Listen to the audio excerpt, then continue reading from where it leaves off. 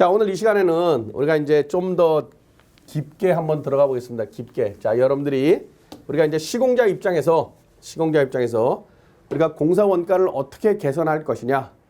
그 다음에 협의가 안 됐을 경우 우리가 클레임을 어떻게 여러분들이 바라보고 대응할 것이냐. 이거에 대해서 여러분들이 우리가 같이 한번 고민하고 그 다음에 같이 생각하고 그 다음에 연구하는 생각을 시간을 갖도록 하겠습니다. 자, 공사 원가는 뭐냐? 공사 원가에 대한 개념을 여러분들이 정확하게 알아야 되겠죠. 공사 원가를 잡고 그 다음에 여러분들이 만약에 현장의 원가가 안 좋아요. 그럼 어떻게 됩니까? 설계 변경을 통해서 여러분들이 어쨌든 공사비가 증액이 돼서 원가율이 개선이 돼야 되겠죠. 그러면 공사 원가율을 어떻게, 이게 이제 how죠, how. 어떻게 여러분들이 개선할 것이냐. 그 다음에 이제 실질적으로 이제 나중에 분쟁이 생길 수가 있죠. 건설 클레임에 대한 개념. 그래서 제일 큰 게 이제 공사비 분쟁이죠. 당초에 100억에 계약했는데 정산할 때 뭐 20억 더 주세요, 30억 더 주세요. 그냥 공사비 분쟁. 그 다음에 건축주 입장에서 계속 야 이거 하자 보수해줘 그러는데 안 해줘. 그럼 어떻게 되죠? 결국 소송을 통해서 진행을 하게 되죠. 그래서 우리가 이제 클레임이 됐을 경우에 이 서류를 어떻게 검토할 것이냐, 어떤 서류가 있고 어떤 접근 방법이 있느냐에 대한 얘기고, 그 다음에 여러분들이 이제 우리가 항상 강사가 강조해서 한 얘기가 뭐냐면 기술자가 우리 건축가들도 실적으로 아니면 건축 토목가들도 우리가 학교에서 국어 시간에 글짓기, 논리적인 글쓰기를 좀 가르쳐야 된다. 왜? 머릿속에 아는 거는 굉장히 많은데 말은 또 잘하는 것 같아요. 근데 여러분들 문서나 아니면 어떤 그 페이퍼워크에 대해서 의외로 약합니다. 의외로.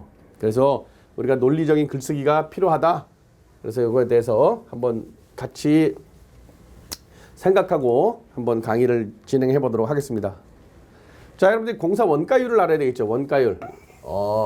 여러분들이 진행하고 있는, 일단 여러분들이 앞으로 관리하고 있는 현장의 원가율이 어떻게 되느냐? 여러분들이 알고 있나요?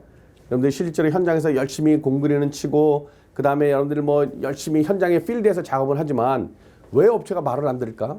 내가 맨날 해도 왜 맨날 업체가 힘들다 그럴까? 그 개념이 어디에 있습니까? 원가율에 있는 겁니다. 원가율에.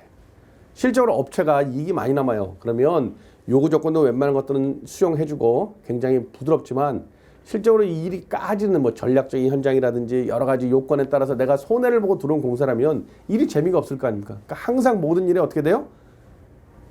비협조적인 경우가 많죠. 그 다음에 또 어떻게 돼요? 조금이라도 실제로 뭔가 원가를 개선할 수 있다 그러면 하도급 입장에서는 계속 요구를 하는 거죠. 그래서 여러분들이 사람을 관리하기 힘든 겁니다. 그래서 힘든 현장이 원가율이 안 좋은 현장이 무슨 뭐 오지에 있고 여러 가지 되지만 원가율이 안 좋은 현장이 여러분들 힘들다고 보시면 됩니다.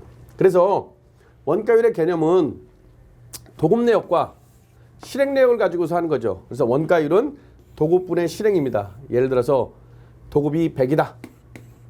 실행이 90이다. 그러면 원가율은 90%가 되는 겁니다. 자, 그러면 도급은 뭐냐? 발주처와 시공자 간의 내역서, 즉 발주처하고 시공자 간에 계약된 금액을 우리가 도급이라 해서, 그래서 도급이 얼마야? 도급 내역서 갖고 와. 도급 어떻게 됐어? 이렇게 얘기하는 거죠. 자, 실행은 뭡니까? 시공자, 건설사와 전문업체 즉 하도업체 간의 실투입 내역서죠. 실투입 내역서. 자, 이거는 이제 공사를 딴 수주금액 대비 실투입에 대한 비율을 우리가 여러분들 원가율이라고 얘기하는 겁니다. 자, 그래서 이게 100보다 낮았어요. 95%다 원가율이. 그러면 5%가 이윤이란 얘기고 105%야. 그러면 이게 5%가 손해본다는 거죠. 그러면 여러분들이 105% 현장에 있으면 어떻게 돼요?